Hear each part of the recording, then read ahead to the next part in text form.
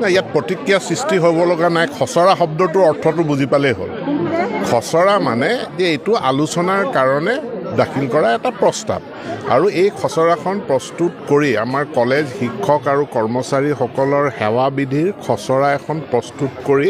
আমি Assam college teachers association আৰু যি অধ্যক্ষ পৰিষদ আছে আমি তেওঁলোকক দিছোঁ তেওঁলোকে অধ্যয়ন কৰি তেওঁলোকৰ মতামতখিনি জনাব তেওঁলোকৰ মতামতখিনি জনালেই হ'ল কথা ইমানেই এইখনক লৈ ৰাজহুৱা চৰ্চা ইমান কৰাৰ মই প্ৰয়োজন নাই কাৰণ খচৰা এখন আৰু এখন কোনো আইন নহয় বিধি নহয় ই পাছ কৰা নাই এখন লিখা হৈছে এতিয়া শিক্ষকসকলে কৰ্মচাৰীসকলে তেওঁলোকৰ মতামত দিব কাৰণ ইয়াত উল্লেখ কৰা কথাবিলাকৰ বিভিন্ন ধৰণৰ মানে যিসকল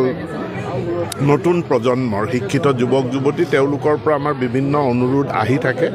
তাৰ পৰিপ্ৰেক্ষিততে এখন প্ৰস্তুত কৰা হৈছে আৰু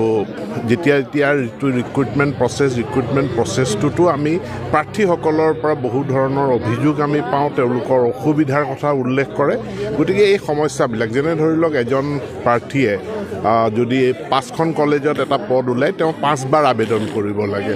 5বাৰ আবেদন মাচুল দিব লাগে তেওঁ এবাৰ ডিব্ৰুগড় এবাৰ শিলচৰ এবাৰ বঙাইগাঁৱত গৈ ইণ্টাৰভিউ দিব লাগে এই সমস্যাবিলাক কেনেধৰণে নাইকিয়া কৰিব পৰা যায় তাৰ খচৰা এখন প্ৰস্তুত কৰি আলোচনাৰভাৱে দিয়া হৈছে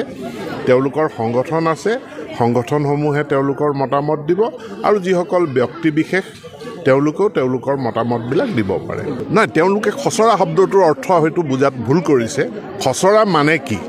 খচৰা মানে প্ৰস্তাৱ তেওঁলোকে তেওঁলোকৰ মতামতখিনি দিলেই হ'ল যে এইটো কৰিব লাগে এইটো কৰিব নালাগে যেনেকৈ ধৰি লওক আমি এতিয়া অসম চুক্তিৰ 6 নং দফা কাৰ্যকৰী কৰাৰ ক্ষেত্ৰত আমি 28টাকৈ সাহিত্য সভাক মাতি তেওঁলোকৰ পৰা আমি আলোচনা কৰিছোঁ ঠিক তেনেকৈ ইয়াতো